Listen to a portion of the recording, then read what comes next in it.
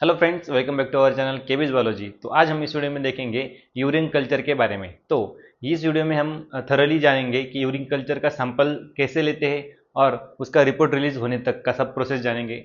हम यहाँ पे इस वीडियो में यहाँ पे प्रैक्टिकली और उसका प्रोसेस कैसे चलता है ओके लैब में, और उसके बाद जो थियोरेटिकल पार्ट है हम पहले थियोरेटिकल पार्ट कवर कर लेंगे। उसके बाद प्रैक्टिकली कैसे प्रोसेस करते हैं उसके बारे में हम जानेंगे। तो चलो यहाँ पे शुरुआत करते हैं कि यूरिन कल्चर।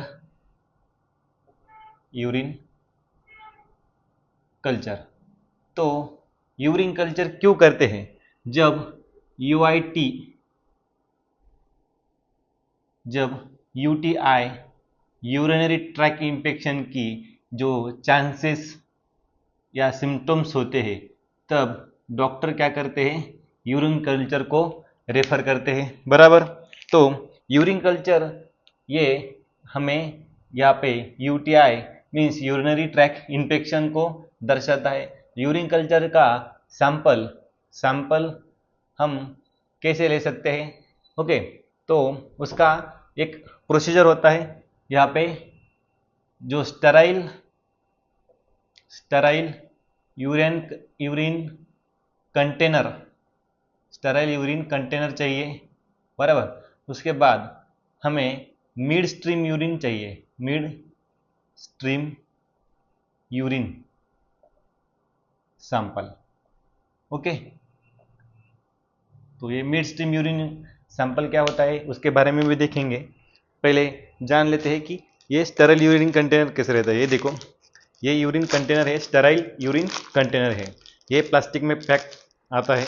ओके, जब सैंपलिंग करने के टाइम पे उसको ओपन किया जाता है, पेशेंट को हमें समझाना पड़ता है कि सैंपल कैसे लेना है। बराबर। तो सैंपल जो है हमें क्या करना है, मिड स्ट्रीम यूरिन लेना है। पेशेंट को बताना है मिड स्ट्रीम यूरिन क्या होता है, कि जब पेशेंट यूरिनेशन को जाता है तब उसको बताना है कि पहले वाला जो यूरिन है, पहले यूरिन को जाने देना, फिर बाद में इसको कंटेनर में कलेक्ट करना। उसके बाद का जो लास्ट का यूरिन है वो कलेक्ट नहीं करना। बराबर। तो उसको हम क्या कह सकते हैं, मिड स्ट्रीम यूरिन सैंपल कहते हैं।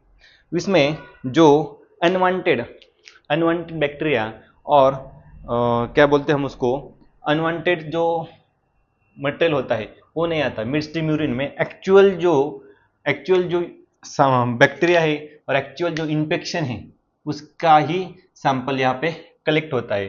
बराबर। तो इसीलिए हम मिड स्ट्रीम यूरिन ही प्रेफर करते हैं। ओके, तो उसके बाद क्या आता है कि हमें ये जो यूरिन सैंपल लेने के बाद हमें क्या करना है, उसको प्रोसेस कैसे करना है। तो लैब पे आने के बाद हमें उसको प्लेट्स पे, जो प्लेट्स होती है ओके, उसके ऊपर हमें स्ट्रिक करना पड़ता है। बराबर। तो कौन से मीडिया पे हम उसको स्ट्रिक कर सकते हैं? ओके, यहाँ पे न्यूट्रिएंट अगार, मैकोंगी अगार और ब्लड अगार, ये तीन मीडिया पे हम क्या करते हैं, उसको स्ट्रिक करते हैं। ओके, तो उसको हम ट्राइप्लेट भी यूज कर सकते हैं। ओके, ट्राइप्लेट। और ये तीन जो मीडिया है उसके अलग अलग सेपरेट भी स्ट्रिक कर सकते हैं। तो स्ट्रिकिंग क्या है, ये आपको बेसिक चीज है, आपको पता ही होगी। ओके, तो स्ट्रिकिंग क्या होती है, हमें जो प्लेट्स होती है, ओके, ये जो है ये प्लेट्स है, ये सिंगल 90 mm की प्लेट होती है। ओके, इसको सिंगल प्लेट कहते हैं। और इसके तीन भाग करने के पे इसके तीन भाग होते हैं, उसको हम ट्राइप्लेट कहते हैं। तो स्ट्रिकिंग क्या है, जो सैंपल हमने यूरिन सैंपल लिया है उसको नाइक्रोम वायर लूप के मदद से यहाँ पे हमें क्या करना है, उसको स्ट्रिक करना है सैंपल को। ओके, ऐसे स्ट्रिक करते हैं। बराबर। स्ट्रिक करने के बाद उसको हम 24 आवर्स तक 38 डिग्री सेल्सियस को उसको इंक्यूबेट करते हैं, इंक्यूबेशन। ओके, इंक्यूबेशन करते हैं। वो भी एरोबिक इंक्यूबेशन, एरोबिक इंक्यूबेशन करते हैं। उसके बाद जो रिजल्ट आते हैं वो एक तो पॉजिटिव होगा या निगेटिव होगा। तो यहाँ पे रिजल्ट जो आते हैं उसमें रिजल्ट आने के बाद यहाँ पे नो ग्रोथ और ग्रोथ। ओके, नो ग्रोथ होने के बाद हम उसको री इंक्यूबेट करते हैं, री इंक्यूबेशन 24 आवर्स तक, 38 डिग्री सेल्सियस तक। ओके, उसको री इंक्यूबेट करने के बाद फिर से नो ग्रोथ आई तो हम क्या करते हैं, रिपोर्ट रिलीज करते हैं, नो ग्रोथ वाला। ओके, और जब ग्रोथ आती है तो उसको हम क्या करते हैं, ग्रोथ आने के बाद उसको प्रोसेस करते हैं। ओके, प्रोसेस क्या करना है, उसको आइडेंटिफिकेशन करते हैं, उसका जो ग्रोथ आई हुई है, जो बैक्टीरिया है या फंगस है उसका आइडेंटिफिकेशन करते हैं। तो आइडेंटिफिकेशन कैसे करते हैं वो बताता हूँ मैं। ओके, तो ये देखो मेरे पास एक यूरिन कल्चर आया हुआ था, तो उसको हमने ट्राई प्लेट पे क्या किया, स्ट्रिक किया। देखो ये है ब्लड आगार, ये है न्यूट्रिएंट आगार, ये है मैकोंकी आगार। तो ये जो है ये यूरिन कल्चर पॉजिटिव आया है। ओके, तो इसके बारे ये जो है इसका पूरा जो प्रैक्टिकली हम प्रोसेस करने वाले हैं ये आपको मैं वीडियो में आगे दिखाने वाला हूँ। ग्राम स्टेनिंग कैसे करते हैं, उसका ग्राम कैरेक्टर क्या आता है, ग्राम पॉजिटिव आता है ग्राम निगेटिव आता है, उसके ऊपर डिपेंड होता है कि हम एंटीबायोटिक कौन सी लगानी है। ओके, एंटीबायोटिक सेंसिटिविटी कौन से एंटीबायोटिक लगाने हैं। तो आइडेंटिफिकेशन में हम पहले परफॉर्म करते हैं ग्राम स्टेनिंग।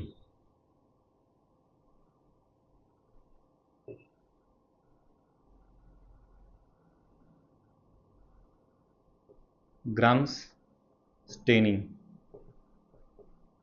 तो ये ग्राम स्टेनिंग करने के बाद यहाँ पे हम जो ग्राम पॉजिटिव आया, ग्राम निगेटिव आया, ओके, इनके बाद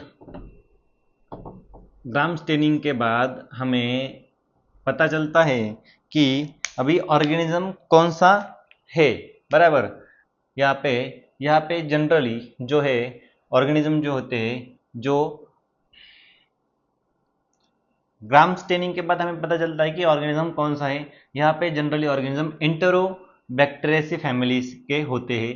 तो यहाँ पे इजीली हम आइडेंटिफाई कर सकते हैं ग्राम कैरेक्टर से। ओके, उसके बाद जो ये डिफरेंशियल मीडिया है, मैकोंकी आगार, ब्लड आगार और न्यूट्रिएंट आगार, यहाँ पे डिफरेंशियल मीडियम है मैकोंकी आगार। यहाँ पे हम डिफरेंशिएट करते हैं ऑर्गेनिज्म को कि कौन सा ऑर्गेनिज्म हो सकता है। यहाँ पे भी यहाँ पे हमें पता चलता है कि ऑर्गेनिज्म कौन सा है। और मैकोंकी आगार से हम डिफरेंशिएट करते हैं, उसके बाद ग्राम कैरेक्टर से भी हमें पता चलता है। उसके बाद हम 3 टेस्ट जो है कन्फर्मेशन के लिए करते हैं, ऑक्सीडेज, कैटालेज और कोएगुलेज।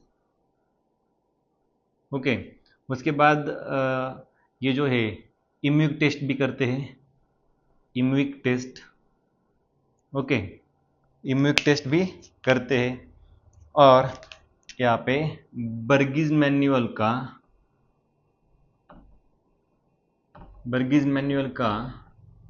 यूज़ करके हम ऑर्गेनिज्म की स्पेसिस तक, जीनस और स्पेसिस तक आइडेंटिफिकेशन करते हैं।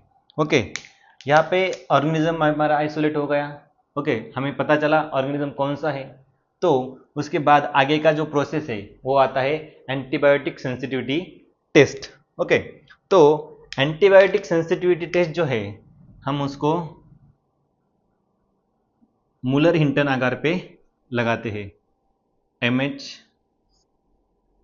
अगार, ओके, मूलर हिंटन अगार पे एंटीबायोटिक सेंसिटिविटी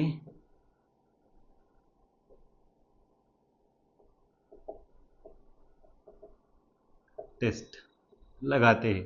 तो यहाँ पे हम क्या करते हैं, ऑर्गेनिज्म के ग्राम्स कैरेक्टर्स के हिसाब से हमें यहाँ पे एंटीबायोटिक चॉइस करनी पड़ती है। किसके हिसाब से? ग्राम्स कैरेक्टर्स के हिसाब से।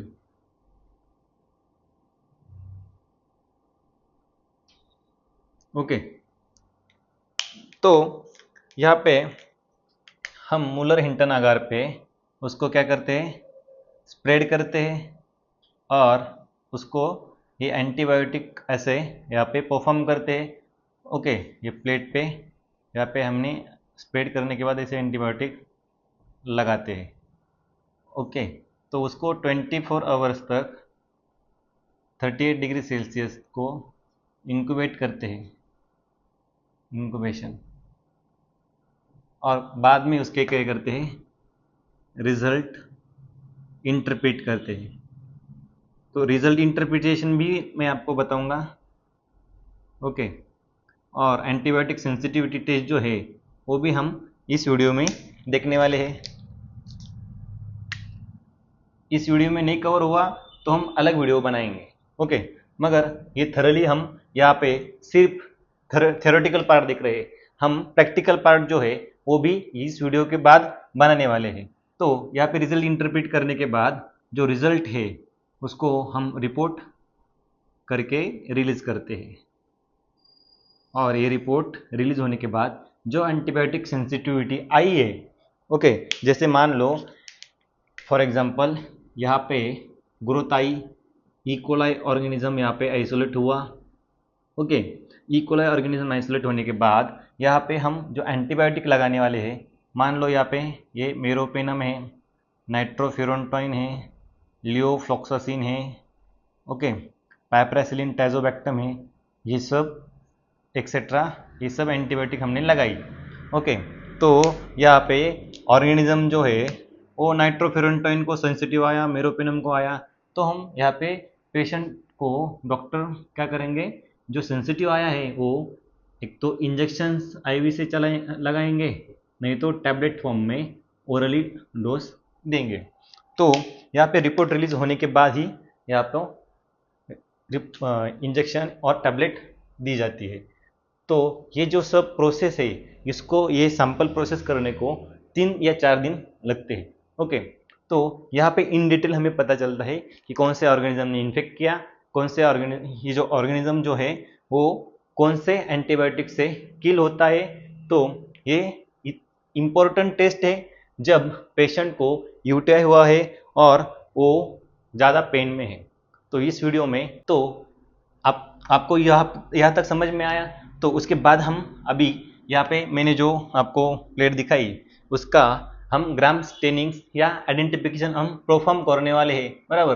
तो ये वीडियो अलग से आपको अपलोड हुई मिलेंगी हमारे यूट्यूब चैनल पे। तो इस वीडियो में हम इतना ही देखेंगे। आपको ये वीडियो अच्छा लगा हो तो लाइक करो, शेयर करो और हमारे चैनल को सब्सक्राइब करो। Thank you.